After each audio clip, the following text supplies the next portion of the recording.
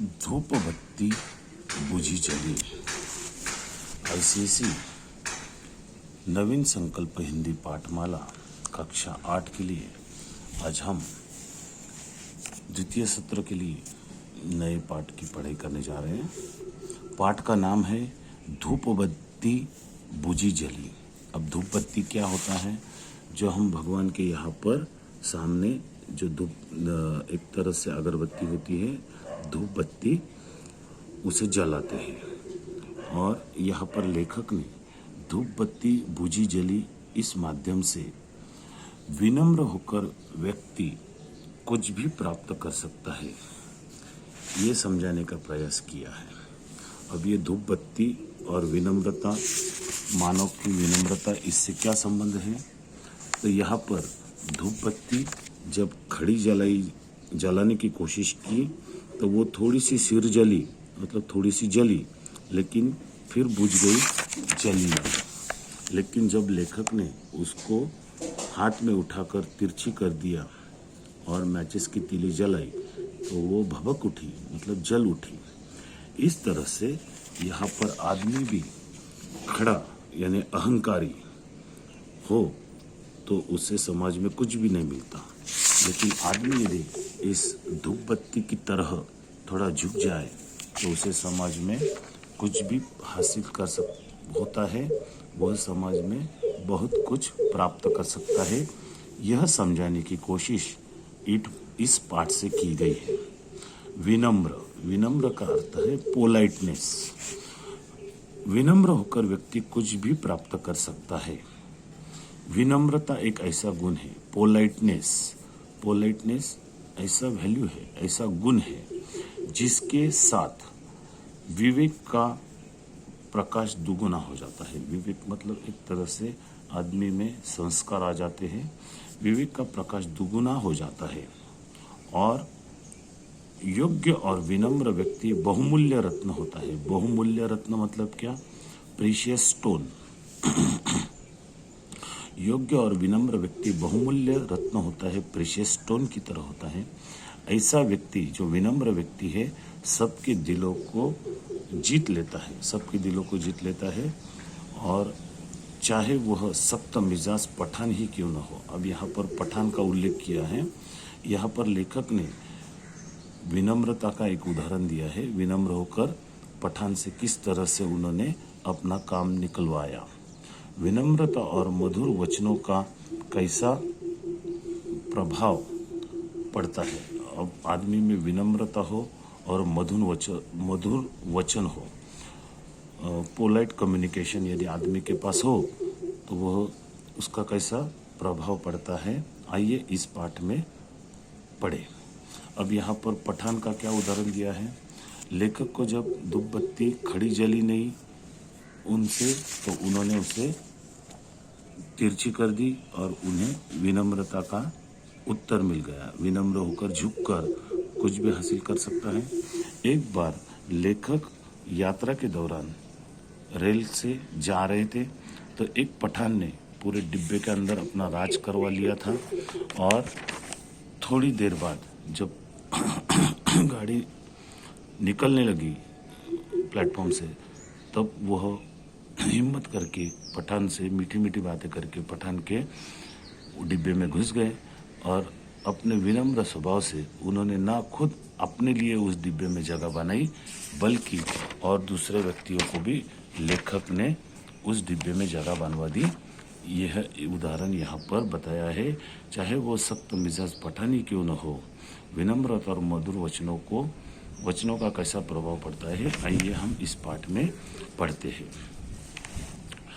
शुरू में लेखक ने यहाँ पर धूप बत्ती का उदाहरण दिया है। अपनी कोठरी मतलब कमरा, अपनी कोठरी में आते ही देखा कि कल सुबह जो धूप बत्ती है, कल सुबह जो धूप बत्ती जलाई थी वह पूरी तरह जली नहीं थी, कुछ जलकर बुझ गई थी और अभी भी जो की त्यों खड़ी है, मतलब बिना जले। मुझे वह सिर जली, मतलब यहाँ पर जो उसका टॉप है वो सिर जली ऐसी लगी कि जैसे कोई मनुष्य हो, थोड़े बहुत ज्ञान से मतलब थोड़ा नॉलेज उसको मिला है, जिसका बौद्धिक जागरण मेंटली ग्रोथ, उसे थोड़ा ज्ञान मिला है, नॉलेज मिला है, उससे उसका जागरण हो गया, मतलब उससे थोड़ा बहुत ज्ञान मिला है, हो गया हो, किंतु मानसिक विकास मेंटली ग्रोथ न हुआ हो, और वह उस बौद्धिक जागरण थोड़े बहुत नॉलेज से कोई अपना संपूर्ण विकास मानकर अहंकार में उफना फिरता है, थोड़े बहुत ज्ञान से वह अहंकारी हो जाता है और उसे ऐसा लगता है कि मैं बहुत बुद्धिमान हूँ, और वह उफना फिरता है, मतलब अहंकार में घूमता है। मेरा मन दया से भर गया और मैंने उस धूपबत्ती को बिना उठाए ही फिर से जलाने का निश्चय कर लिया। लेखक का मन क्या हो गया, थोड़ा सा दया से भर गया कि वापस इसको जला के देखते हैं। झट मैंने दिया सलाई जलाई मतलब मैचिस की तीली, दिया सलाई जलाई, किंतु धूपबत्ती न जली।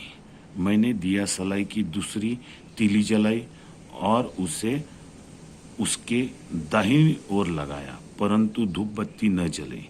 मैंने तीसरी तीली जलाई और उसके बाई ओर लेफ्ट में लगाया, राइट में लगाया, यहाँ पर लेफ्ट में लगाया, राइट में लगाया, लेकिन क्या हुआ, धूपबत्ती न जली क्योंकि वो खड़ी थी। मैंने तीसरी तीली जलाई और उसकी बाई ओर लगाया, किंतु वह भी दिया सलाई जलकर बुझ गई, लेकिन धूपबत्ती नहीं जली। धूपबत्ती अब भी बिना जली, पहले जैसे ही सिर जली, मतलब थोड़ा बहुत उसका टॉप था वो जला और खड़ी थी, और मेरे लिए अब कोई मार्ग न था कि उसे खड़ी रहते जला दूं। लेखक हार गए, उनसे वो दिया सलाई खड़ी नहीं जल रही थी। मैंने उसे उसकी स्थान से उखाड़ लिया, मतलब यहाँ से ये जो बेस प्लेट था उससे उठा लिया और आड़ी कर दी। मैंने स्थान से उखाड़ लिया और उसे झुकाकर चौथी तीली जलाई, मतलब उसे थोड़ा सा बेंड कर दिया, यहाँ पर झुकाकर लेखक ने क्या कर दिया, चौथी मैचिस की तीली जलाई। और अरे साहब, वह तीली की लो मतलब फ्लेम, तीली की जो लो है, फ्लेम है, ये जो फ्लेम है, तीली की लो क्या हो गई, से तीली की लो से छूते ही जल उठी।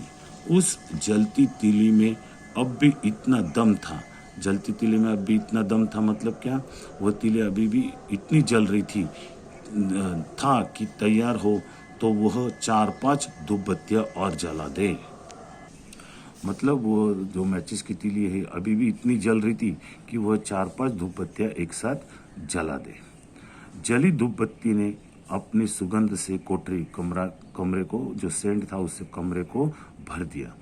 यह काम समाप्त हुआ तो बुद्धि ने अपनी कलाबाजी दिखाई। बुद्धि ने मतलब जो आदमी सोचता है, तो लेखक ने उसने बुद्धि ने कलाबाजी दिखाई, मतलब क्यों जली, ऐसा तर्क वितर्क मन में आ गया। दिया सलाई की 3 तीलियां पूरी जलकर बुझ गई, परंतु धूपबत्ती न जली, और जलती एक तीली के स्पर्श मात्र से ही वह भभक उठी। स्पर्श मात्र मतलब छूने भर से, भभक उठी मतलब जो से जलने लग गई। यह क्या बात है? लेखक को प्रश्न यहाँ पर आया मन में कि ये जो खड़ी थी तब वह धूपबत्ती नहीं जली, और मात्र जब धूपबत्ती को थोड़ा सा झुका दिया तो वह मैचिस की तीली की स्पर्श मात्र से भभक उठी। यह क्या बात है? मन ने कहा, कोई बात तो है यह, पर प्रश्न तो यह है कि क्या है वह, क्या बात है? अब वह पोह की बारी है। वह पोह मतलब तर्क वितर्क की बारी है। यहाँ पर वह पोह मतलब थोड़ा सोचने की बारी है, और तर्क वितर्क की बारी है, चिंतन की बारी है, थोड़ा सा क्रिटिसाइज करने की जरूरत है। जब तक 3 तीलियां मैचिस की जल कर बुझ गई, धूपबत्ती खड़ी थी, परंतु जब वह चौथी को छूते ही भव छूते ही जल उठी तो झुकी हुई थी।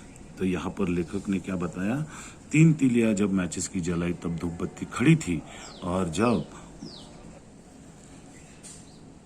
चौथी जब तीली जलाई तब वह चौथी को छूते ही जल उठी। यहाँ पर जल उठी मतलब क्या, जब जली तब वह धूप बत्ती झुकी हुई थी। इस तरह से लेखक ने अपना तर्क लगाया कि जब 3 मैचेस की तीलियां जलाई तब धूप बत्ती खड़ी थी। मतलब यहाँ पर लेखक को उत्तर मिल गया कि इंसान भी जब अहंकारी होता है तब वह लोगों के दिल को नहीं छू पाता, और जब वो पोलाइट हो जाता है, विनम्र हो जाता है, तो लोगों से जो चाहे वो धूप बत्ती की तरह प्राप्त कर सकता है। धूप बत्ती जैसी जली वैसे वह भी अपना कार्य लोगों से निकाल सकता है। यहाँ पर लेखक की यह बात समझ में आई। तो लगता है इस अनुभव मतलब एक्सपीरियंस, जो तजुर्बा है, इस अनुभव से मेरे प्रश्न का उत्तर आ गया, परंतु वह इतना संकेतात्मक का अर्थ यहाँ पर इशारा भरा, हम इशारा करते हैं वैसा संकेतात्मक है। हम इंडिकेट करते हैं, किसी को इशारा करते हैं, मैं है कि कहूँ समा गया है। तो यहाँ पर लेखक ने कहा है यह इतना संकेतात्मक है कि कहूँ समा गया, मतलब समझ में आ गया। समय को जानना आवश्यक है। समय को जानना आवश्यक है मतलब टाइम का महत्व हमें पहचानना है। तो सोच रहा हूँ कि धूप बत्ती खड़ी हो या तिरछी, उसमें जलने की शक्ति बराबर ही है, पर खड़ी हुई धूप बत्ती जलती तीली की ज्वाला मतलब फ्लेम को ग्रहण मतलब एक्सेप्ट करने में असमर्थ थी, कैपेबल नहीं थी जब धूप बत्ती खड़ी थी और रहती है। और तिरछी मतलब जो झुकी हुई धूप बत्ती उसे सुगमता मतलब इजीली से ग्रहण एक्सेप्ट कर लेती है और जलने उठती है, क्योंकि जलती तीली झुकी हुई धूप बत्ती को अपनी लो मतलब फ्लेम के पूरे घेरे में ले पाती है, परंतु सीधी खड़ी को नहीं। यहाँ पर जब धूप बत्ती तिरछी कर दी है तो ये जो तीली की फ्लेम है, लो है, वह अपने पूरे घेरे में धूप बत्ती को ले लेती है और धूप बत्ती जल जाती है। बात हाथ आ गई मतलब उनको उस प्रश्न का उत्तर मिल गया कि धूप बत्ती खड़ी क्यों नहीं जली और आड़ी की तो क्यों जली। परंतु बात अपने आप में इकहरी ओनली वन बात ही तो नहीं है। इसमें बात में यहाँ पर बात भी तो है, मतलब इसमें कुछ मीनिंग है। जो केले के पात में पात मतलब केले का जो पेड़ होता है वो आप देखोगे, केले का पेड़ देखा है आपने, पात में पात मतलब पन्ने उसमें ऐसा पूरा वो पेड़ होता है। वैसे ही इस बात में बात छुपी है, उसका उत्तर छुपा है। तो यहाँ पर लेखक को पता चल गया कि ये कुछ साधारण बात नहीं है। जब वो धूप बत्ती खड़ी थी तो जली नहीं, आड़ी की तो जल उठी। आइए आगे बढ़ते हैं।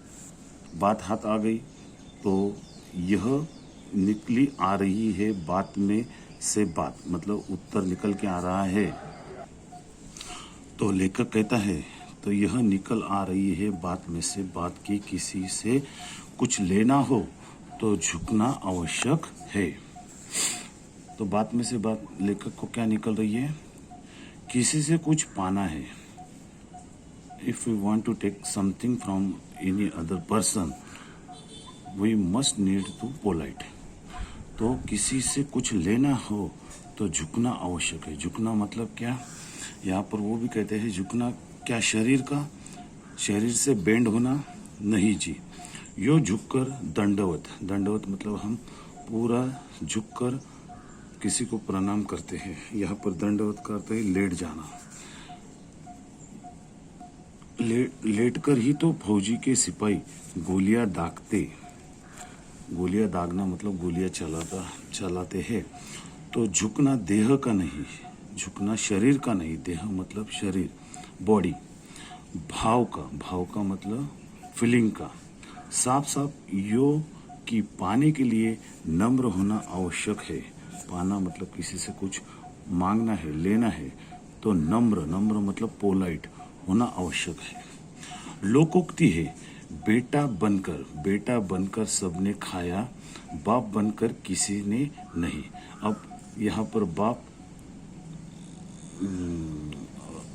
यहाँ पर बेटे को पोलाइट कहा है, बाप को नहीं कहा है। बाप होता है पोलाइट, लेकिन यहाँ पर कहावत है, लोकोक्ति है, बेटा बनकर सबने खाया, पोलाइट बनकर सब कुछ मिलता है, लेकिन यदि आप पोलाइट नहीं होगे तो आपको कुछ नहीं मिलेगा।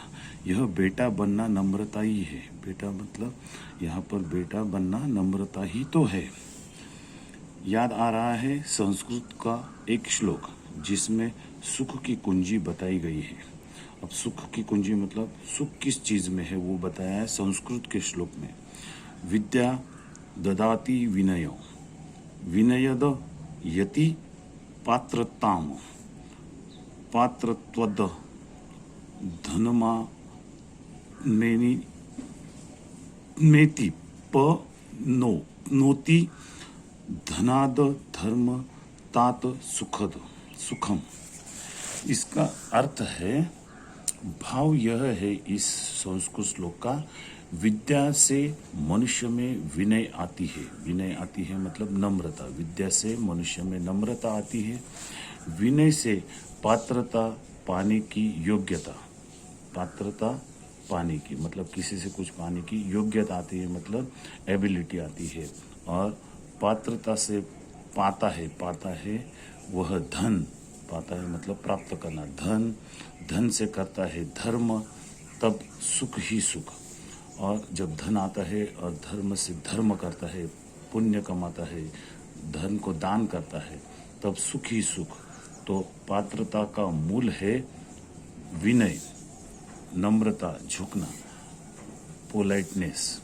जो आप में होगी तो आप में सुख शांति आएगी, क्योंकि पोलाइटनेस से आपको, विद्या से मनुष्य में विनय आता है। विद्या मतलब नॉलेज, जो आपका नॉलेज है उससे आपको क्या आता है, विनय, पोलाइटनेस आता है। विनय से पात्रता पाने की योग्यता आती है। तो यहाँ पर जो पोलाइटनेस का महत्व बताया है। तो आगे बढ़ते हुए पाठ को हम आगे बढ़ाते हैं। क्यों भला नम्रता से दाता के मन में प्रवेश पाना सुगम है। नम्रता मतलब पोलाइटनेस और दाता मतलब देने वाला। उसके मन में प्रवेश मतलब उसके मन में जगह, दिल में हमारे प्रति अच्छी भावना निर्माण करना, प्रवेश पाना सुगम मतलब इजी, सहज है। इससे दाता के मन में देने की वृत्ति खिलती है। दाता मतलब जो देने वाला है, उसके मन में देने की वृत्ति मतलब वहाँ पर उसे एक तरह से आप कह सकते हैं वो देने के लायक उसके मन की स्थिति बन जाती है, वृत्ति खिलती है, मतलब देने की इच्छा जागृत होती है। वह देने में सुख देता है। जो देने वाला है वह देने में सुख देता है। और अविनय मतलब उद्धटा, नम्र न होना, अनपोलाइट से वह वृत्ति संकुचित मतलब छोटी होती है। वह देने में भार मानता है। भार मतलब देने में भार मानता है मतलब वह देने में असमर्थ होता है, भार मानता है, उसे देने में कठिनाई होती है। तो यहाँ पर एक ही बात है कि आप नम्रता से मांगोगे तो आपको मिलेगा, और आप उद्धटपना से, अनपोलाइटनेस से किसी से मांगोगे तो आपको नहीं मिलेगा। आप कोई भी किसी से भी वार्तालाप कर रहे हो तो आपको कोई चीज़ चाहिए तो आप नम्र होकर मांगिए। अब पड़ोसियों से आपको कुछ चीज़ मांगनी है, आप कहोगे, यदि आपको चीनी उधार मांगनी है, चीनी लेनी है, तो आप थोड़ा सा प्यार से बोलिए, झुक कर बोलिए, हमें थोड़ा चीनी की ज़रूरत है, आप क्या हमें कृपा करके एक दिन के लिए चीनी उधार दे सकते हो? तो आपको सामने वाला भी दे देगा। लेकिन आप यही कहोगे, ओ हमें चीनी चाहिए, दे रहे क्या नहीं दे रहे, तो सामने वाला बोलेगा कितना उद्धट आदमी है, वो देने का होगा, फिर भी उसका मन में भार आ जाएगा, मतलब वो देना हो फिर भी वो आपको नहीं देगा। इस तरह से उदाहरण दिया है। नम्रता से आपको जो चीज़ चाहिए वो प्राप्त कर सकते हैं। वही बात कि देने से बढ़कर लेने वाले की पात्रता है।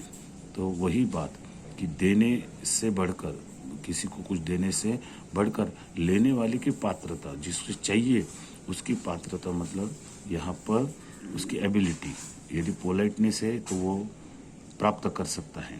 लीजिए, स्मृति के आसन पर, स्मृति मतलब मेमोरी के आसन पर आ बैठे हैं पूज्य मदन मोहन मालवीय जी। यह एक पुण्यात्मा है, एक पर्सन है, तो उनकी याद में आसन पर आ बैठे हैं और जिन पर सदा धन बरसा, उन्हें हमेशा धन मतलब पैसा मिलता रहा। उस बार काशी विश्वविद्यालय में उनके दर्शन करने गया तो बातों बातों में उन्होंने कहा था कि इन्होंने पूज्य मनमोहन मालवीय जी ने कहा था, देश के हर द्वार पर एक दाता खड़ा है। दाता मतलब देने वाला खड़ा है, अपनी खुली थैली लिए, परंतु कमी उन हाथों की है। कमी उन हाथों की है कौन सी? जिनमें वह अपनी भेंट दे सके।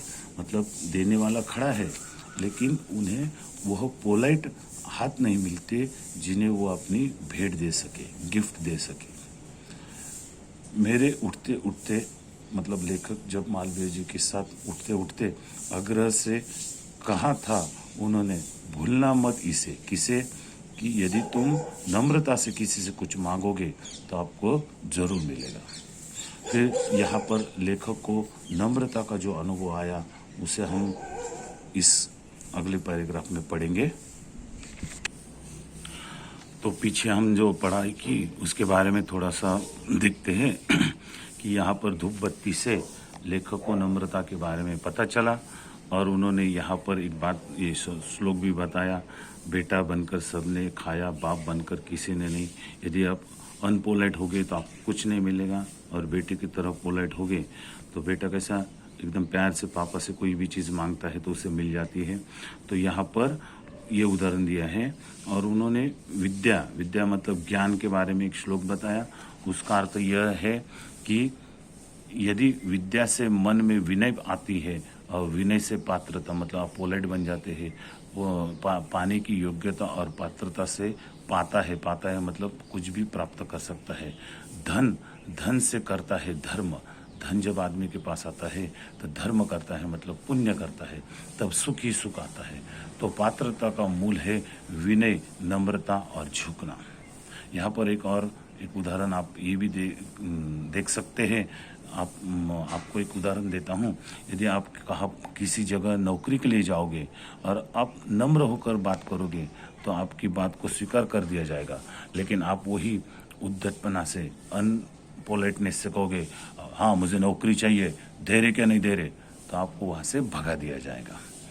तो यहाँ पर सारी बातें बताने के बाद लेखक ने पूज्य मनमोहन मालवीय जी, यह एक संत महात्मा थे, उनकी एक बात उन्होंने बताई है कि मालवीय जी कहते थे, देश के हर द्वार पर एक दाता खड़ा है, मतलब देने वाला खड़ा है, अपनी खुली थैली लिए, परंतु कमी उन हाथों की है जिसमें वह अपनी भेंट दे सके। देने वाले तो दे सकते हैं, लेकिन मांगने वाला पोलाइट होना चाहिए। और उन्होंने ये भी उठते उठते ये भी आग्रह से कहा था, भूलना मत इसे, कि जीवन में आप में नम्रता होगी तो आप सब कुछ प्राप्त कर सकते हैं। और लेखक को यहाँ पर जो अनुभव आया वो हम अगली तासिका में देखेंगे कि लेखक जब मुंबई मेल से 3rd क्लास कंपार्टमेंट्स में उस दिन पूज्य मालवीय जी के संदेश का परीक्षण कितना सफल रहा था, यह हम अगली तासिका में देखेंगे। तो आपको समझ में आया होगा, यहाँ तक लेखक ने जो इस पाठ के लेखक हैं कन्हैया मिश्रा प्रभाकर। इन्होंने पहले क्या बताया, एक धूप बत्ती का उदाहरण दिया है। जब धूप बत्ती खड़ी होती है तो वह जलती नहीं है, लेकिन उसे झुका दिया तो वह जलने लगती है। वैसे उन्होंने मानव स्वभाव के बारे में बताया है। आदमी यदि अनपोलाइट होगा तो वह कुछ भी प्राप्त नहीं करेगा, और पोलाइटनेस उसमें होगी तो उससे हर कुछ चीज़ प्राप्त होगी। इस तरह से हमने इस पाठ में अभी इस पाठ का आधा भाग देखा है। आधे भाग की पढ़ाई हम अगली दशका में करेंगे। तब तक के लिए धन्यवाद।